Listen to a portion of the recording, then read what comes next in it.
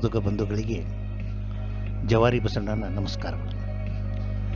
ಅದೇ ರೀತಿ ಧಾರವಾಡ ಕೃಷಿ ವಿಶ್ವವಿದ್ಯಾಲಯದ ಕೃಷಿ ಸಮುದಾಯ ಬಾನುಲಿ ಕೇಂದ್ರದ ಎಲ್ಲ ಆತ್ಮೀಯ ಶ್ರೋತೃಗಳಿಗೆ ವಾರದ ಬಸಣ್ಣನ ನಮಸ್ಕಾರಗಳು.